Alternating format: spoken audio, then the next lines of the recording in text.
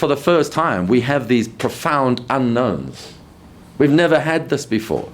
We've always said, well, will the ANC, will its majority come down, will it go up? But there was never a question of who was going to win. Now it's a question of, are they going to lose?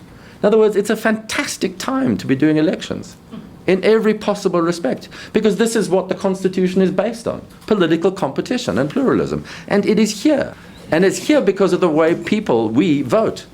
And so it's there to be, in my view, to be embraced. The governing party or the majority party goes into this election on a successive downward trend in electoral support, in percentage support over successive elections since 2009 in national and local government elections. So there's obviously a downward trajectory. It is also the first time the EFF, we've always had a new entrant in an election over the past 3 or 4. And this time is no exception. We have the EFF, not the first election it's contesting, but it's the first local government election it's contesting. And there's been all kinds of hyperbole, in my view, about the way in which it might be expected to perform in this election.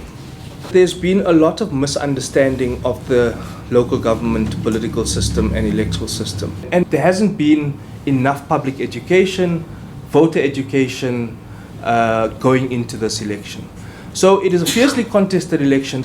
There are changing political identities, there are changing attitudes, and so that is why this election is so interesting, because of the greater amount of plurality. What's happening at a more subterranean but a more worrying level is that the poor are leaving the scene. So you have a growing black middle class that is politically powerful, flexing its muscle, letting the ANC know that it's not voting fodder, but the poor are disenfranchising themselves. What have been the most prominent assumptions since 1994? I think the most debilitating for our thinking, the idea that South African elections are a racial census, and there will therefore be, for eternity, a coincidence between race and electoral outcomes. South Africans seem unable to envision our future without the ANC and the DA. And of course, that falls neatly into the idea that white people will always vote in a particular way and black people will always vote in a particular way. But if you look at the behavior of South African voters, including those who support the ANC, since 2004, the picture is much more complex than this. If you look at the fact that between 2004 and 2014, the ANC lost 30 seats in our National Assembly, 2 minibus taxis. If you look at that fact, something is happening in our political system.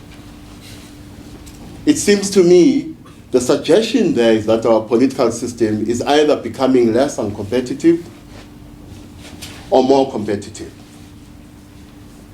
I will settle for less uncompetitive, given the fact that in the foreseeable future, at national level at least, the ANC will remain dominant. And this is happening primarily because of the behavior of black voters, primarily. And what this suggests to me is that the black voter does not have a fixed identity, political or otherwise. And the political parties that will succeed in future are those parties that align themselves to this political reality. That the black South African voter does not have a fixed political identity. That identity is both complex and evolving.